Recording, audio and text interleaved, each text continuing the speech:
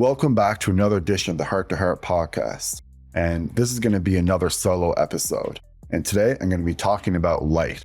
So I've done other episodes on light before. You can certainly go back and watch those episodes.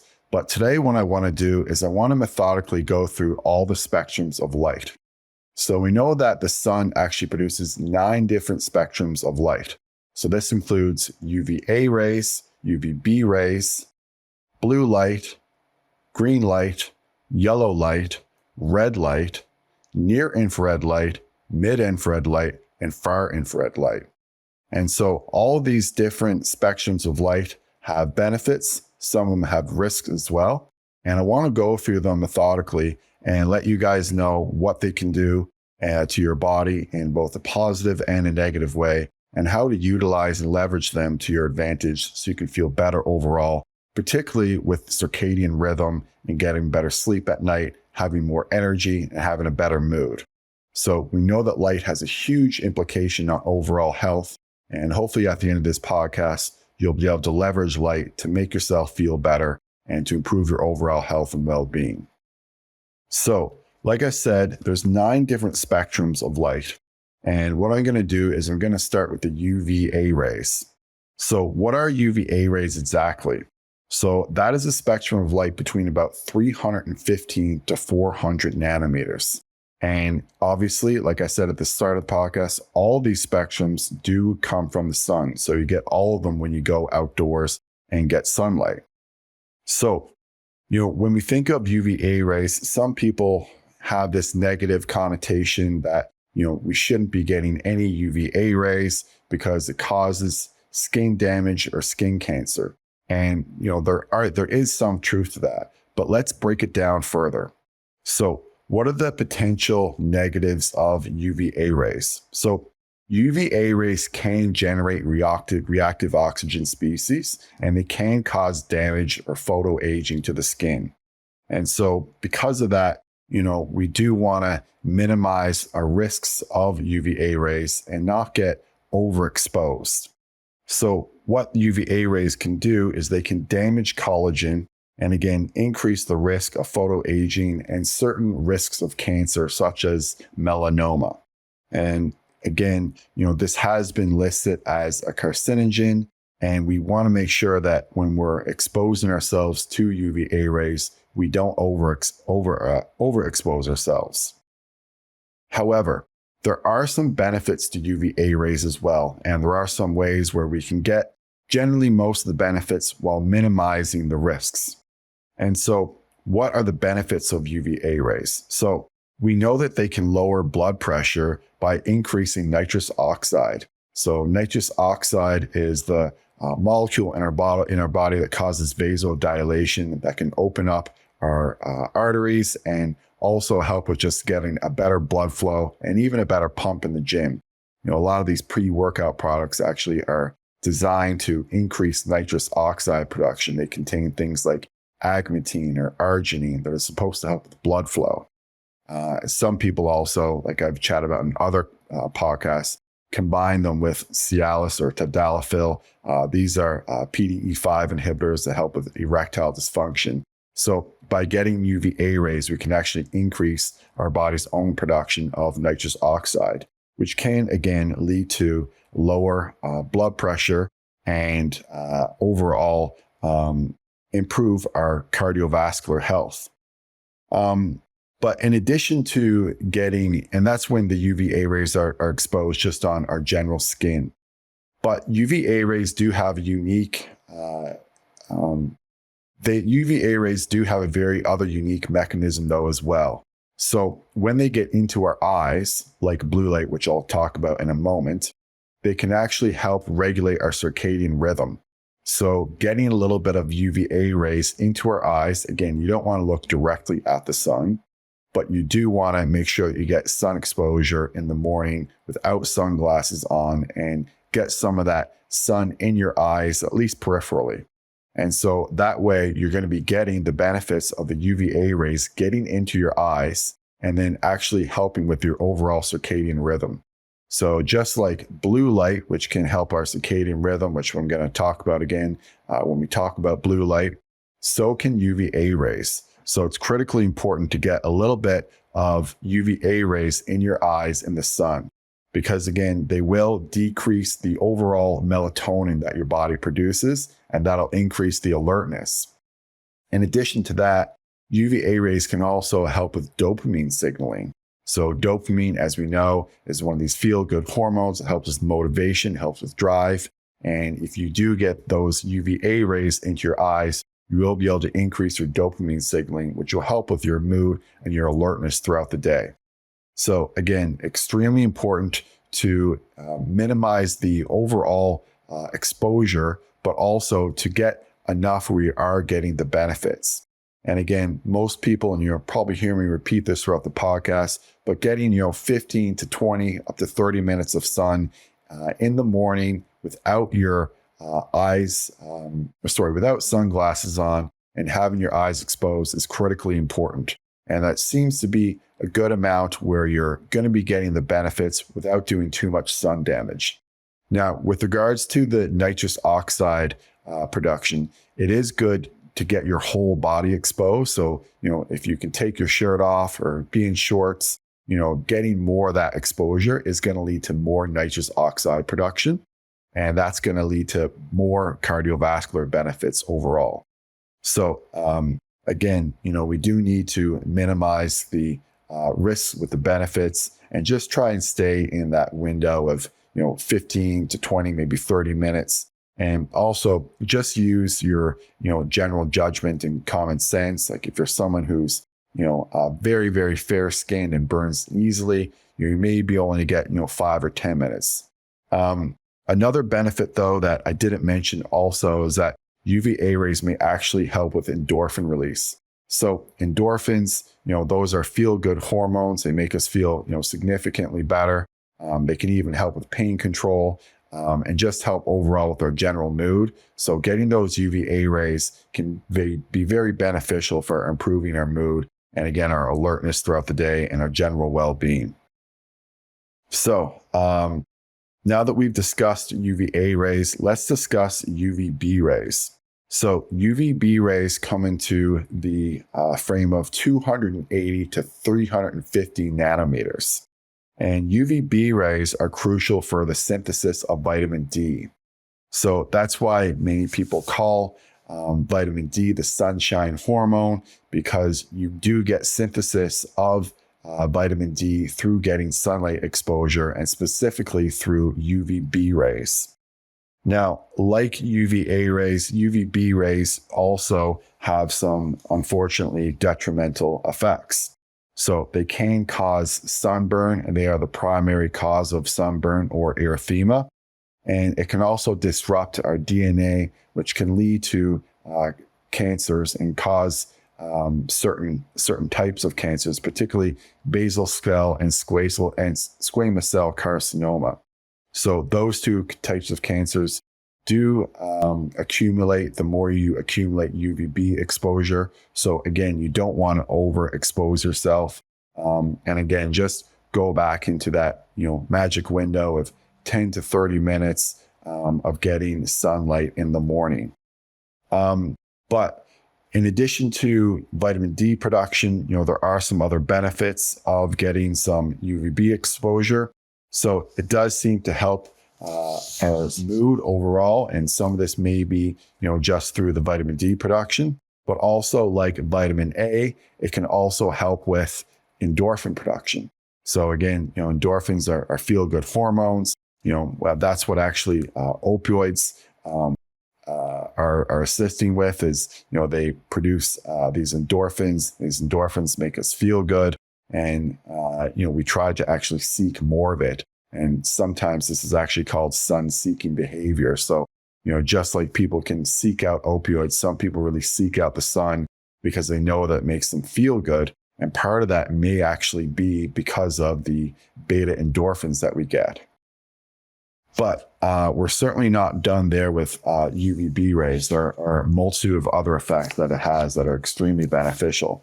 So we know that it can actually help with decreasing the incidence or of the severity of autoimmune diseases. So, people with multiple sclerosis, for example, generally speaking, they will live farther away from the equator. So certainly not all the time, but there is a very strong correlation with living close to the equator and having less risk of multiple sclerosis, which again is an autoimmune disease.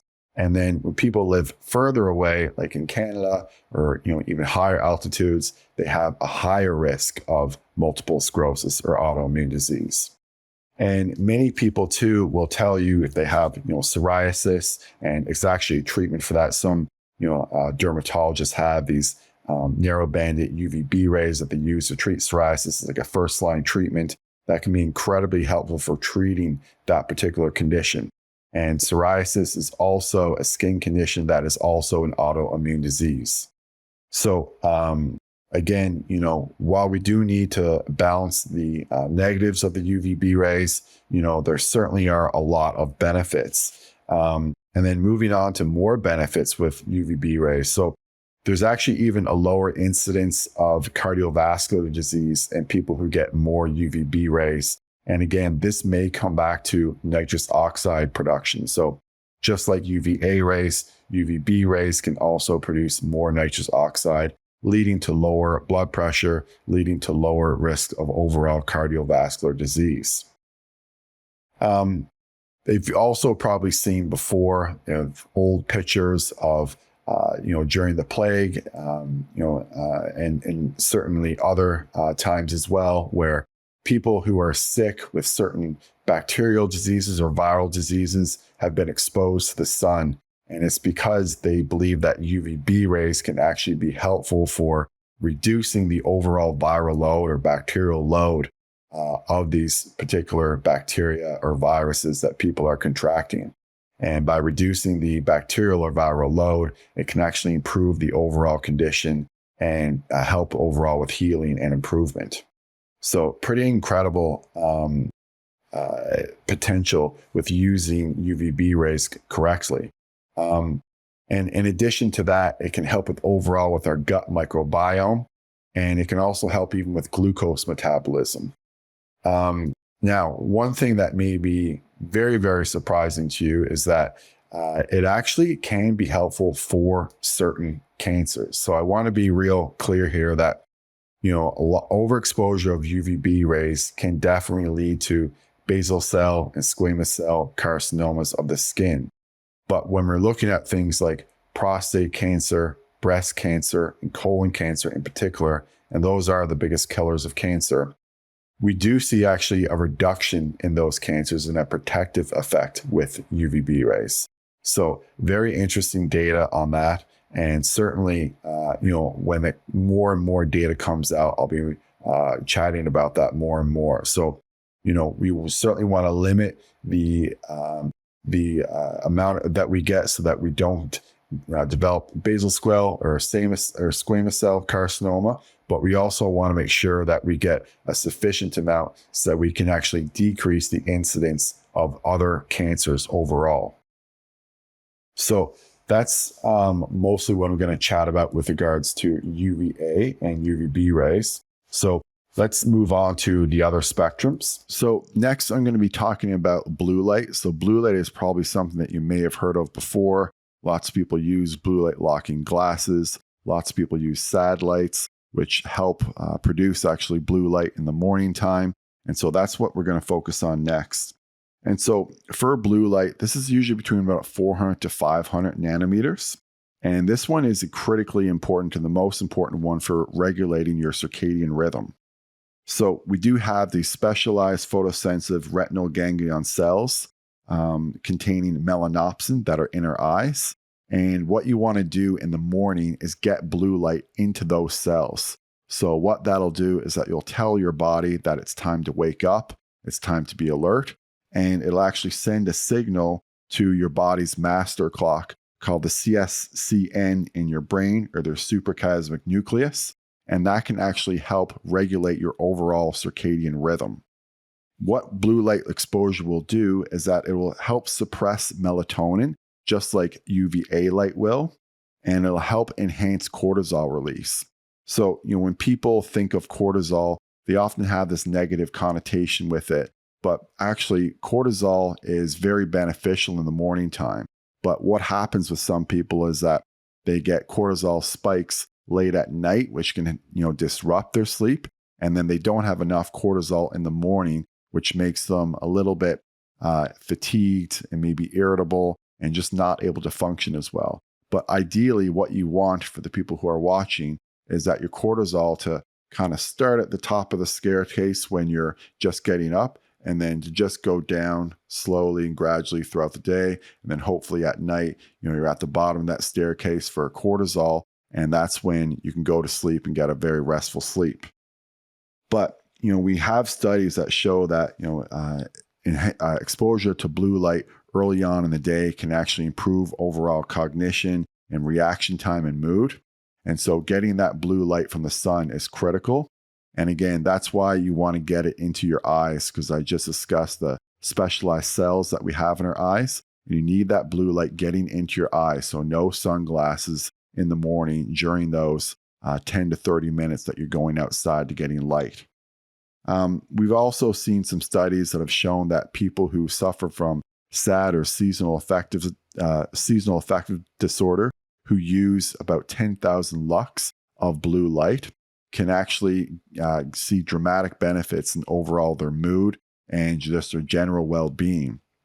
Now, one thing I'm going to mention here too, and I promise I have no affiliation with this company whatsoever, is there is a company, believe the name of the company is just Luminet, but they make these glasses called Luminet 3. I believe there are also Luminet 2 and maybe one out there as well. But what you can do is actually just wear these glasses in the morning that'll put out various different luxes. So there's 3 different settings that go from 500 lux, 1,000 lux to 1,500 lux. So 1,500 would be the highest setting. And you just need to wear them on your face in the morning for about 20 minutes. And that can help reset your circadian rhythm.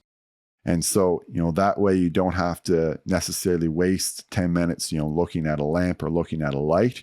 You can go about your morning, whether it's, making your coffee or getting your teeth brushed, and just wear those glasses and get all the benefits of the blue light. So it's a very convenient way to get your blue light in the morning without disrupting your overall morning routine. Now, I wouldn't overexpose myself, though, to blue light. So you do want to use them within the parameters that these devices are allotting you to use them, because overexposure to blue light can, in fact, hurt the retina. And you certainly want to make sure that you're not hurting your eyes. So just make sure that if you use some of these devices that you are using them correctly. And we can't, talk about blue light and just talk about morning. We also have to talk about the evening. So just like blue light can be extremely beneficial for the morning time, unfortunately, blue light can be extremely detrimental in the nighttime. And a lot of people are overexposed to blue light at night. And so what you can do, and this has become very popular, is you can get these amber colored glasses, these blue blocking glasses. There's various different ones that you can get. They're fairly cheap. You can get them on Amazon. You can get them at Shoppers Drug Mart and various different drugstores, health stores. And what they will do is that they will block the blue light at night. So many people wear them 1 hour to up to even 2 hours before bed. And that will limit the amount of blue light that you're getting in your eyes and hopefully help release more melatonin. Because what the blue light is going to do is that it's going to suppress melatonin release. But at night, we want to increase our melatonin release. So get those blue blocking glasses if you're going to be exposed to light an hour or two before bed, and make sure that you wear them properly. And that will ensure that you're getting a sufficient amount of melatonin so that you can sleep better at night.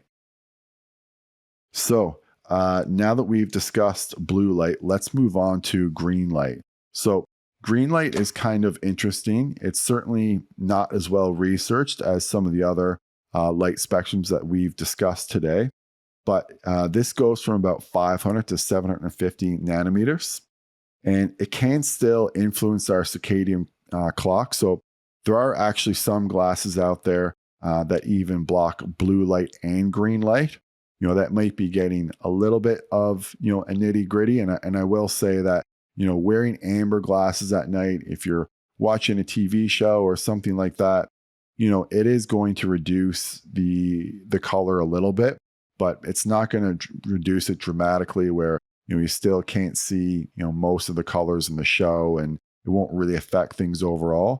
Once you put on a pair of glasses that blocks blue light and green light, you will see a fairly dramatic difference overall. Now, if you can get used to it, great, and you really want to optimize everything, fantastic.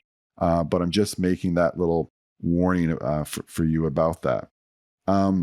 Now, for green light, again, we don't have as much evidence overall on it as blue light, but it does seem to be helpful for regulating our circadian rhythm. So it's something that you would want to get, still in the morning or to midday, afternoon. You don't want to get too much green light at night because it may be a little bit disruptive overall.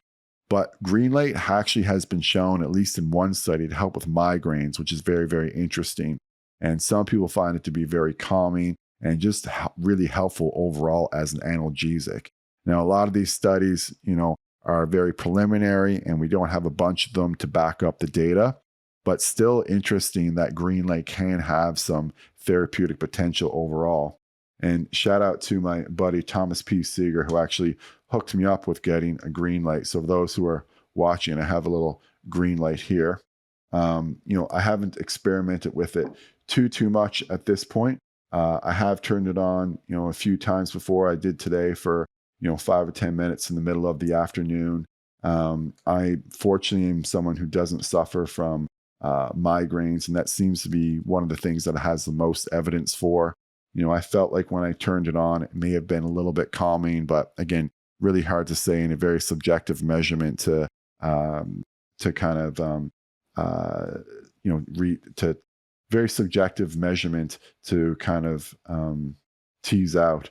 And so, I can't say for sure that it's, will help you feel calm or that'll help with your migraines, but there are some studies and anecdotal evidence that indicates that it can be effective overall for those things. But we don't really have, again, too much more evidence on that right now, which is why I'm going to move on to the next wavelength of light. So the next wavelength of light I'm going to talk about is yellow light. And yellow light is from 570 to 590 nanometers. So a fairly narrow spectrum. Now, yellow light is probably the thing that we have, the absolute least amount of evidence on and know the least amount of knowledge on.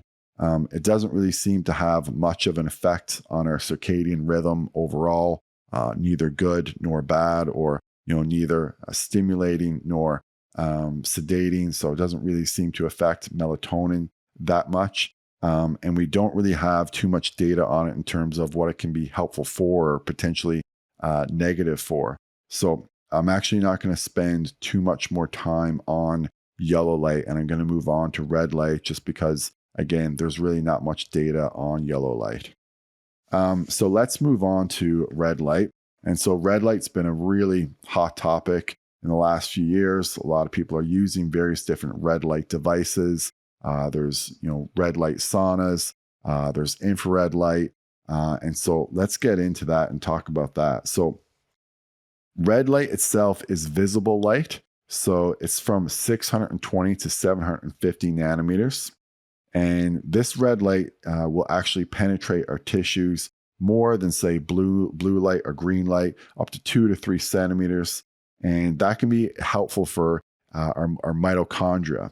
So if you watched my last podcast, I was talking a lot about zone 2 cardio and how zone 2 cardio can help with mitochondrial biogenesis, which is basically just a fancy way of saying that it makes more ATP.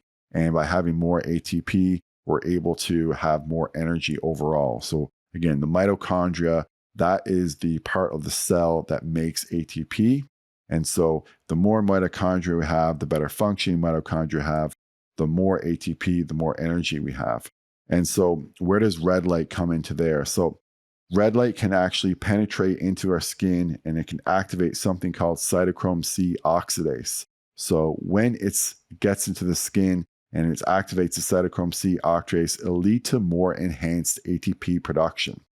And that can be helpful for, again, overall energy and just improving our mood and having more alertness throughout the day.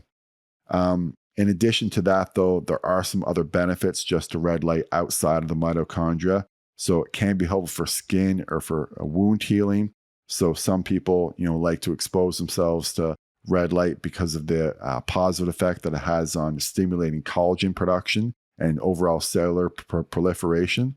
So, again, can be very helpful for the skin. Some people like to wear those red light masks in particular for overall reducing aging and reducing wrinkles. And many athletes are using it now to help with recovery.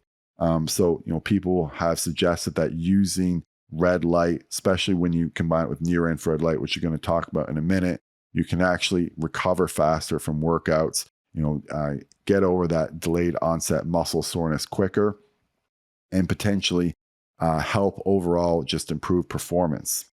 And also, and this was something I've chatted about before. So with brain health, I've seen some incredible research on it. So combining red light and near infrared light, which I'm going to get into in a second, what that can do, and I saw this study, it was 2023 meta-analysis that indicated that using photobiomodulation, and photobiomodulation is the combination of red light and near infrared light in the spectrum of about 600 to 1,000 nanometers, we can actually reduce the incidence of neurodegenerative diseases and improve overall cognitive functioning.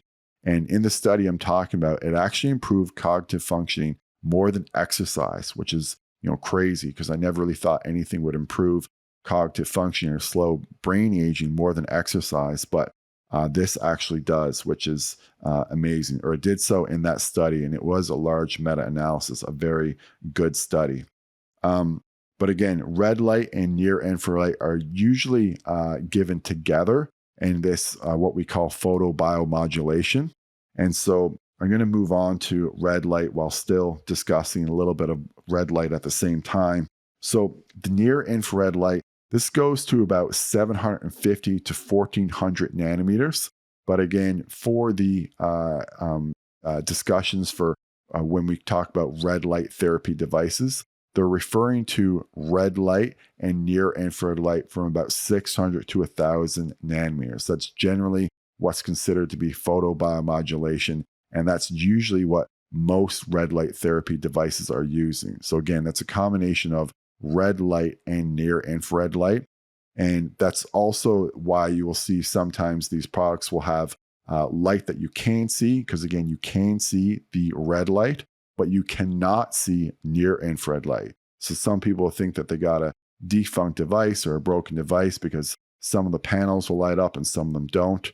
I can't tell you for sure if if your product is working or not, but you are never going to have a device where you can see the near infrared light because again, we cannot see it. You can only see the red light. And so these near infrared light and mid infrared light do have some overlapping effects, particularly with the mitochondria. So once they both penetrate the skin and get into the mitochondria and activate the cytochrome C oxidase, they both generate ATP then in the exact same way. And so by using the near infrared light and the red light at the same time, you're really giving yourself an overall mitochondrial boost. Now, the near infrared light does penetrate deeper than the red light. And so you may get better overall improvements for muscle recovery and also for brain health. But again, it's not really something that most people have to worry about because all of the red light products generally combine red light and near infrared light together.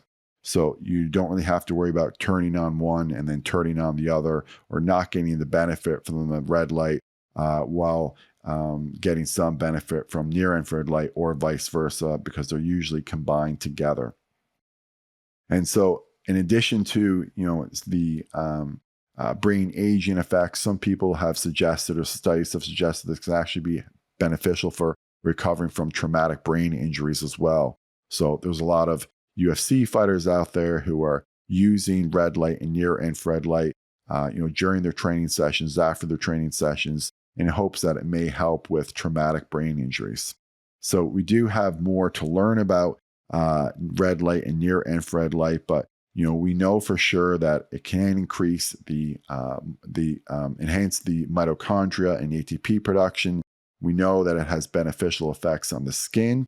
And we also know that it can be helpful for muscle soreness and also for brain health. So, a lot of different, very beneficial overall effects. And I understand why a lot of people are using these particular products. So lastly, I'm going to talk about mid-infrared light and far-infrared light.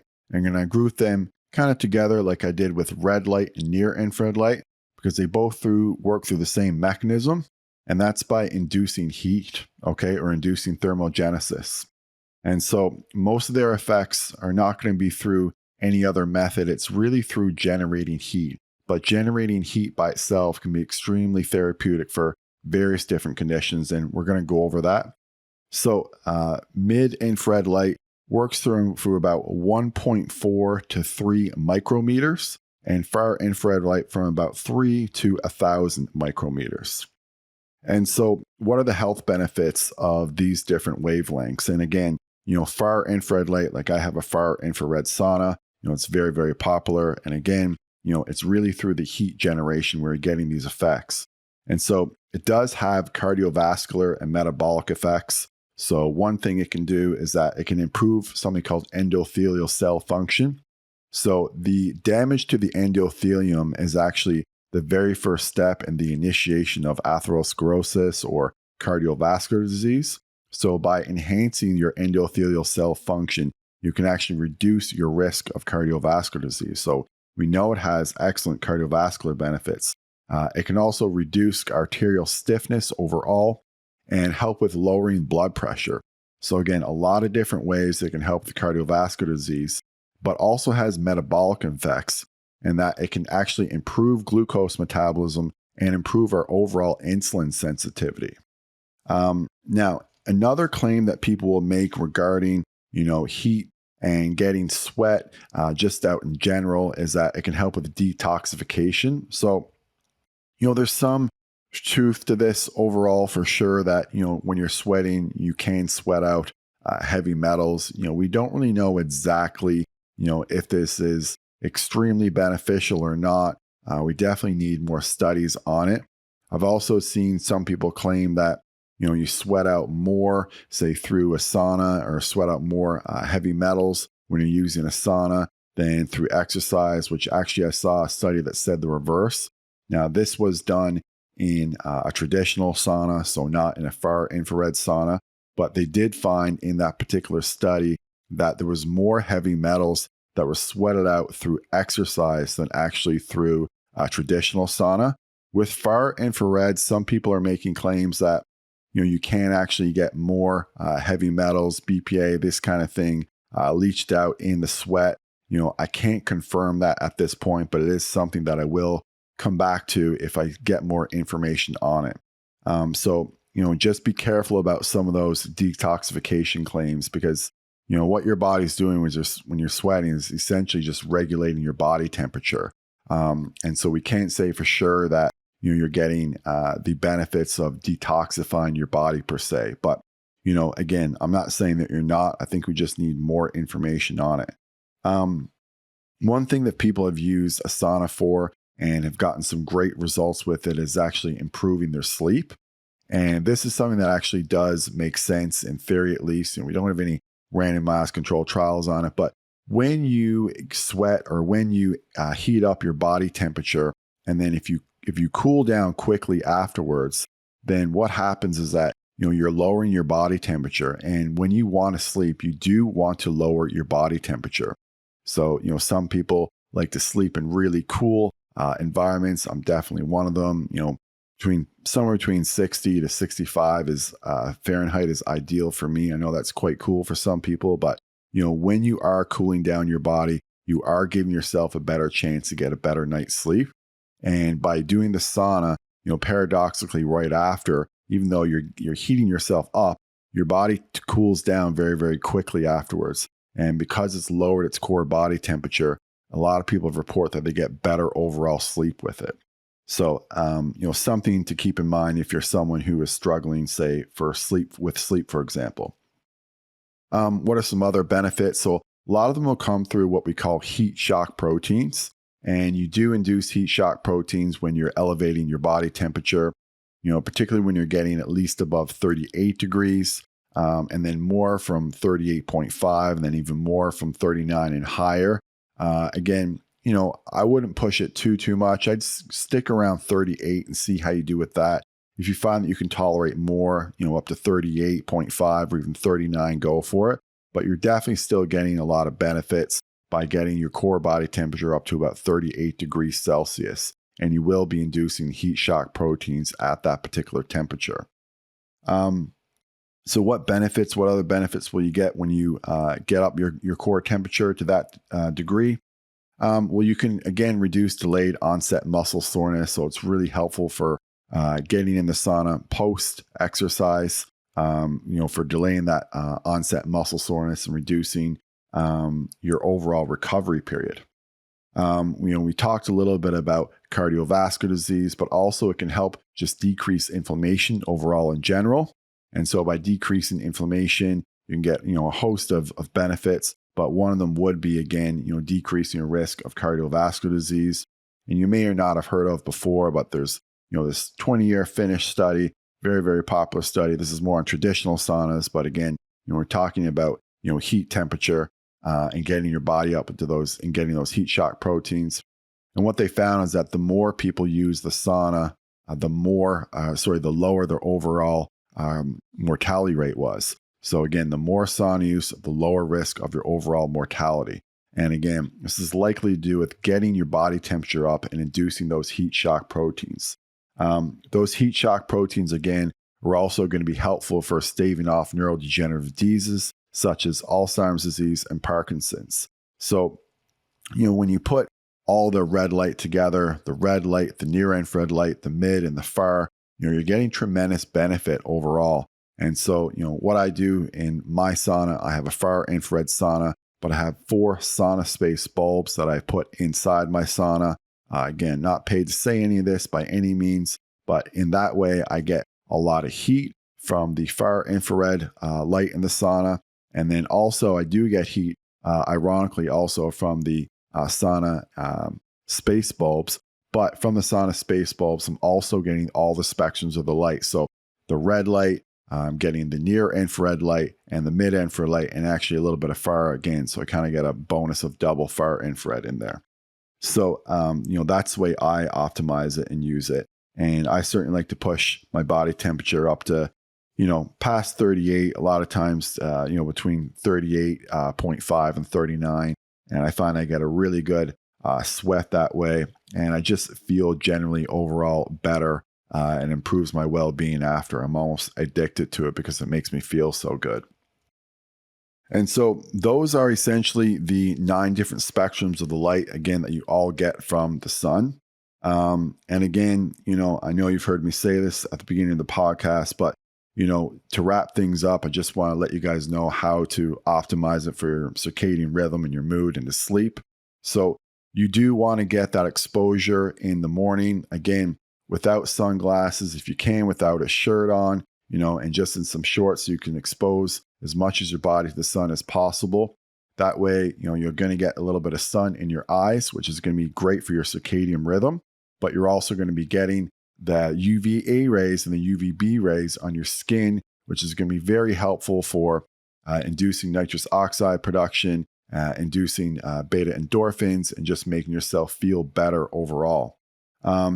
In midday, sometime between say about 12 to 3 o'clock, if you can get outdoors and get a little bit more sun again, that would also be helpful to get a little bit more of a boost. There is some evidence that showing that, if you watch the sun go down, that can also be helpful for you overall. And then, of course, at night, like we talked about, you do want to put those blue blocking glasses on, or if you want to be really aggressive, you can put blue and green blocking glasses on. That can really help reduce increase the melatonin production at night, so you do get a better sleep at night. And so those are the ways that you can leverage all the different wavelengths of light to feel better and to boost your overall mood and to sleep better at night. So I hope you guys enjoyed this podcast. I certainly don't think it'll be my last one on light because there's just so much more to learn. And I think that, as we learn more, we're going to find out more and more benefits about light and how it impacts our overall health. I've done a few podcasts on light now, and I can honestly say that it's really getting up there for me is in like the realm of nutrition and exercise in terms of how helpful it is and how impactful it is on our overall health. So thank you guys for watching this podcast. I really do appreciate it. If you have any questions, leave them in the comments, message me on Instagram. I'll see if I can get back to you as soon as I can. And as always, I'll be back with another episode soon.